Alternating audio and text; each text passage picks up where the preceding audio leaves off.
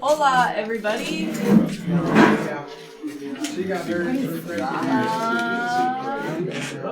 I know we were really looking forward to. Okay, people are still coming in. What's up, Mr. Lammy? Okay. Hello, everybody. Can we? Probably like 5 more. Starting with me? No. Oh, door. The door, yeah. Okay, I know we were all really looking forward to bloodborne pathogens today, but we have some other things to go over.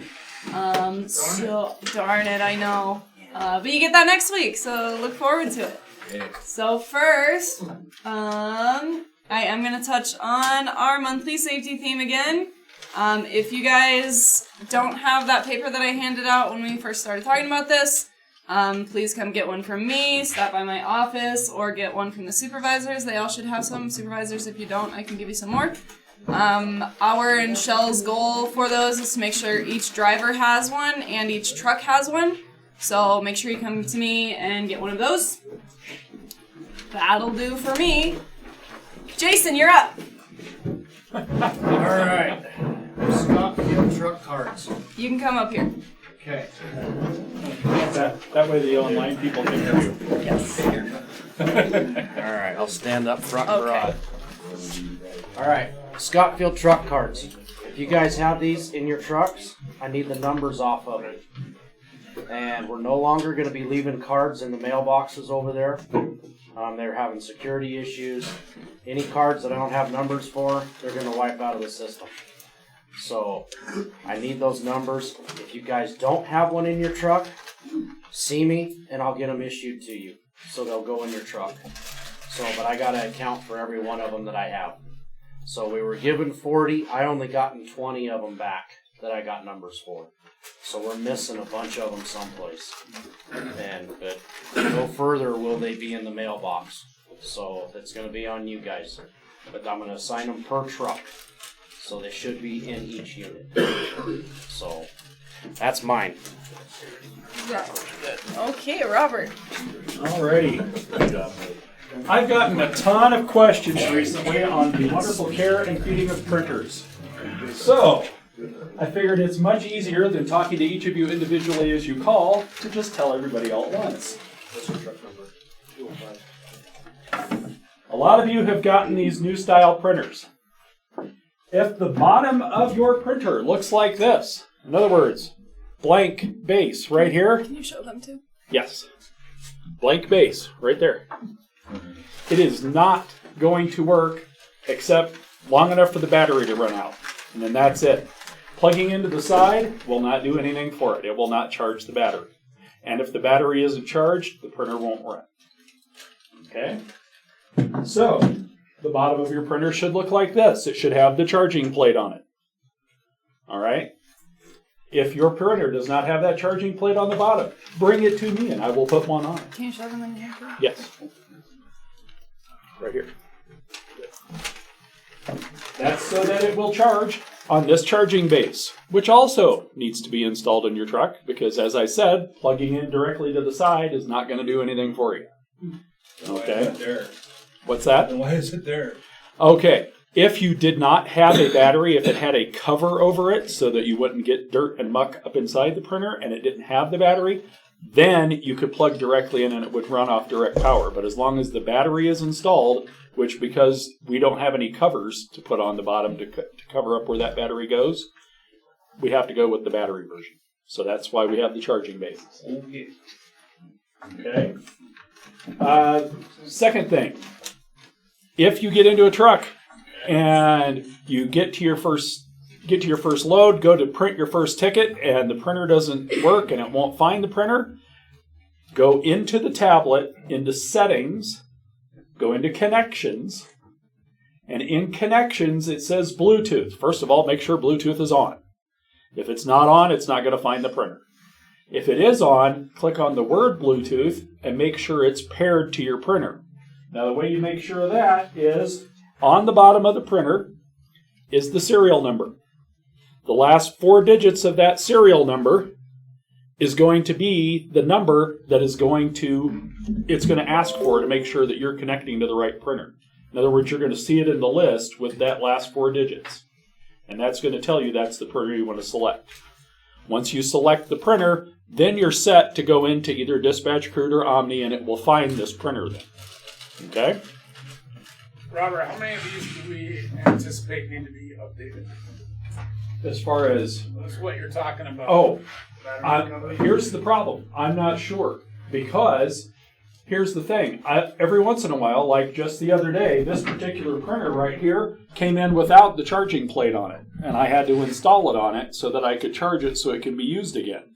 It just came in with a little sticky note on it that I found it down in Dispatch with a sticky note on it that says not charging. That was it. I have no idea what truck it was in. I have no idea where it came from or how somebody got it to put in the truck in the first place. So that's why I thought if I cover it with everybody, then if you see one like that, just bring it to me. We'll get her fixed and we'll be back on the road again and you'll have a working printer. So. You're probably more tech savvy than me, most of these people, but maybe those little bullet points you just ran through, can we send that out to everyone in I email? sure can. I can sure do that. I'll do it as an email blast. Awesome. And I'll even include snapshots in there, the little pictures in the email so that it'll show you once again where those things are. So. Probably the only way I would get through it. So thank you. You bet. Anybody have any questions? Anybody have any questions about anything else about that, the tech equipment in your cab there? Do you have a question on your tablet or anything else? I mean, as long as I'm up here, I might as well answer them. So.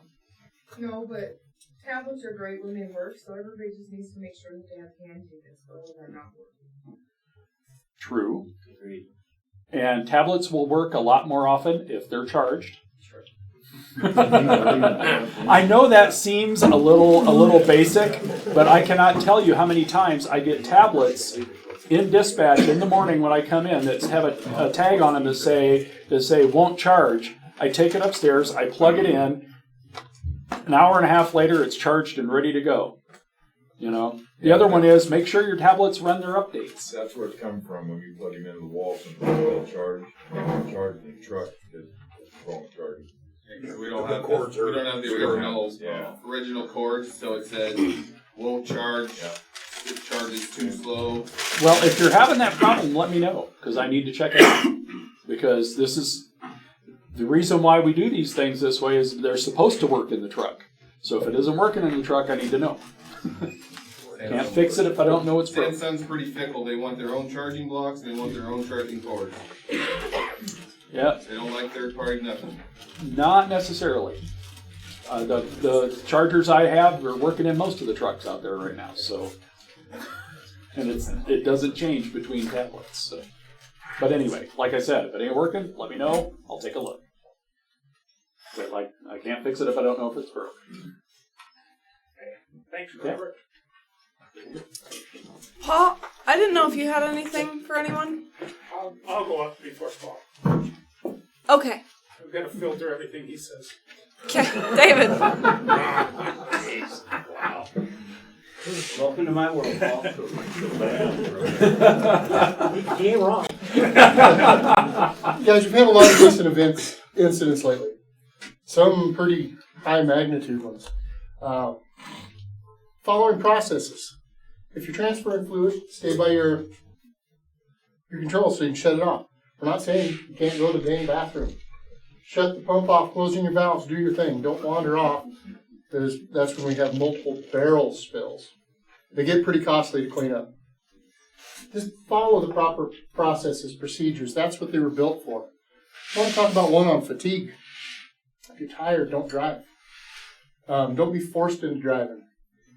Pretty major event that could have turned way south. It could have been a fatality. A truck going off the road. The driver drove, he fell asleep. Luckily, he came to enough to control the truck without going all the way over, rolling over, that sort of thing. If you're fatigued, Sierra has you go through fatigue all the time. If you're too tired to drive, tell somebody. Stop the truck. Those events, this one could have been much worse, as I said. It could have been a fatality. Do you want to? No. There was an oncoming pickup. It could have been a head-on. With that, it could have gone over. You know, when a semi rolls, those cabs, fiberglass plastic, they come apart. Seat belted in, that was good. Yeah, there's a lot of structural damage. We'll get that fixed. We can't replace the person. So use your head about those things. Don't push yourself. We shouldn't be using cruise control on dirt roads, especially at high speeds. Our own policy says if you're on dirt, we want you about 30 miles an hour, because then you guys aren't having to repair all the stuff constantly, like airbags and shocks and springs and all that. No cruise control on those, because on those curves that sneak up on you real quick, you have more time to react. Instead of, oh crud, now I got to kill the cruise control because the truck's really motoring. You have better app to control this vehicle. Think your time. 3-second rule. Take 3 seconds to think about what you're going to do before you jump, because usually if you just jump into something, that's when things really go south. Think about how you're going to correct this safely. Just follow our procedures and those things will stop.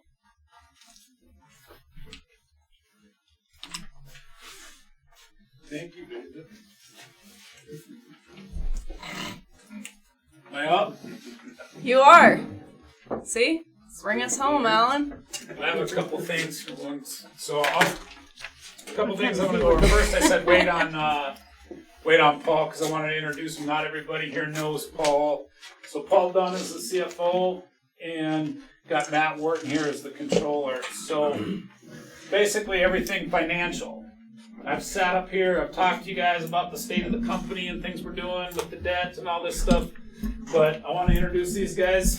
I don't know if they've got any message ready, but if anybody has questions, you can get it straight from the horse's mouth here.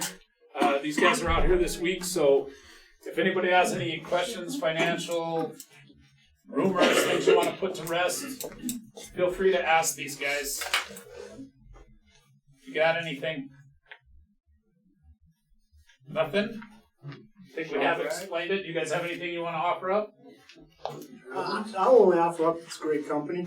You know, we all know that times have been tough here the last couple of months, but it's a great company, and I see no reason why it can't continue to be a great company for a long time to come. So if I can answer anybody's specific questions, I'm more than glad to do that. Next, I'm just going to read a letter. This is from Pat Hughes, the owner of the company. I think most of you guys have met him. You know him. He was out here, talked a while back. So he wrote this letter, and I'm going to just share it. It says to all PFS employees. Reference, subject title is the world we live in. So from Pat Hughes, all. As I sit here, the stock market has cratered. Oil prices have fallen off a cliff, and coronavirus stories are circulating at such ridiculous pace that my computer is smoking. I wanted to take an opportunity to reach out to each of you with a few thoughts from my perspective. Over the years, I've seen several episodes of volatility with markets and businesses. Those periods can take a toll on people by placing tremendous stress on industry, individuals, and families alike. There are times that can riddle with fear, anxiety, and pressures that are not present during normal times. One thing that is often overlooked is the opportunities that present themselves during scary times. I have yet to see a downturn or worse that didn't come with huge opportunities. Often, periods such as today are the ones that set up companies as clear leaders in the industry. I think we have entered such a period. While I'm nervous, like everyone else, I'm also feeling positive about our business and our position. I want you all to know that I plan to lead our company through this by trying to find the great opportunities and to be aggressive when we see them. We need to do this together. We need to support each other as best we can. We need to be on high alert to potential problems and do everything in our power to stay safe and reliable. The leadership team at PFS is strong. We have the right people in the right roles to be successful. Our labor force is the best in the business, and it's times like this that customers will prosper due to our strength. Likewise, this is the time to show companies that we aren't doing business with that now is time to change. Everyone on Prairie's team has a hand in this task. It's together that we get stronger. So stay safe and continue making PFS the best in the business. I'll tell you, I had a great talk with Pat, and, you know, obviously there's a lot of volatility, but he is exactly what he's saying as we talked about things in the future. his plan is to stay aggressive through this time. And I know there's companies, some of them are not, going to drill or move oil until the prices are up and things like that. We went through this before with Prairie and the whole industry. I remember back at the first downturn, some of you guys were here then, and we had 8 trucks in Wyoming, and we stayed consistent. And those of you, I don't know, maybe you worked there, maybe you were here around then, but huge companies like Bridger and MBI and all them, they went out. Prairie grew and grew because we stayed aggressive. We kept good contacts. So I believe everything that Pat says in this letter, and I think it's good news in a tough time. The last thing I have is I want LaDonna to come up here, and I'm going to let LaDonna explain. So it's time that we recognize our elite employees for the fourth quarter, and I'll let LaDonna kind of just remind everybody of the process. It's not a popularity contest. There's a process for this, so she can explain it, and then LaDonna's going to announce the runner-ups and what they get. Okay, so the elite employee, we've had it now. This will be the third one. We first started it in June. Our first announcement was at the company picnic. We haven't had a whole lot of people involved in it. We haven't got a whole lot of nominations, which is a little disappointing because it's a big recognition. Actually, we got very few for the first quarter, so the ones we did get for the first quarter, I added to the fourth quarter of 2019. So there's still this month to nominate who you think is going above and beyond on a daily basis. That is just doing everything they can for themselves, for their coworkers, for Prairie. So if you have somebody like that you see, please nominate them so we can get more involvement. So what happens is somebody will nominate a coworker, then they're all looked at by the recognition committee. In the beginning, there was somebody from every department as part of the recognition committee. Right now, we do have less people. I'm going to be trying to find people from other departments to get more involved with it. But right now, we sit down, we look at all the nominations, we pull all your stats for the last year. We talk to different departments to see how you interact with them, where their thoughts are. So everything is critiqued to make sure that it's an actual nomination and deserving of this elite award. So for the fourth quarter, we had 6 nominations. 7 actually. One person had 2. So only 7 nominations for 3 quarters. For 3 months. That's not a whole lot of participation, so I'd really like to get more. I'll try to promote it more if you all try to keep it in mind more. So for the fourth quarter, we have nominations. We have Valerie Corson was nominated. So come on up, Valerie. So what does the runner-up get? Okay, so runner-up, what was it before? I used to get a gift card, okay. But... So, the last 2 have gotten gift cards. Now we are to promote the company store, which again, I hope to get more participation. I'll do more promoting. I'll get more involved with it. But right now, the runner-up is getting 130 points towards the company store, which are Prairie points, up and coming. I will have that also more, to where you can actually earn points to buy stuff on the company store. A point will be worth $1. So right now, nominees are getting 130 points on the company store.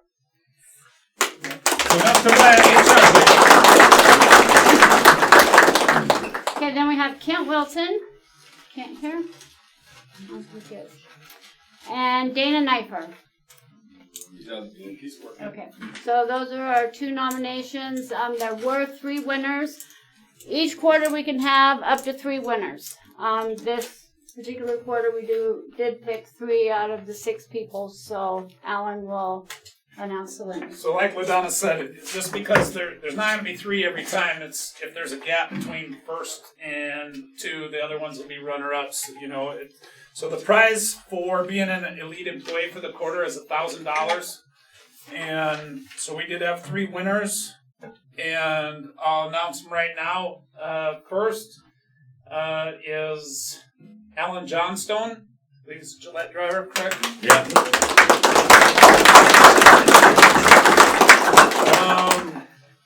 Next is Casey Peterson. I believe he's a Gillette driver as well. And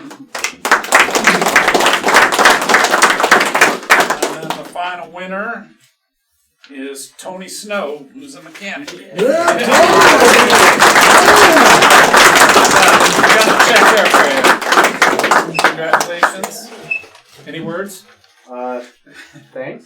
Awesome. That's it. Does anybody have any questions? Otherwise, anybody have anything? So real quick, last thing on the elite employee. It is for all departments, not just drivers. It's for office personnel. Managers aren't eligible. So office personnel, shop personnel, drivers. So keep that in mind. Thank you, everybody. Appreciate it. Wait. Safety focus word is let's get a grand slam this year. Or this week. Let's get a grand slam this week. Yes. I don't want to get That's all. Today's date, because Sierra doesn't remember. I- Yeah,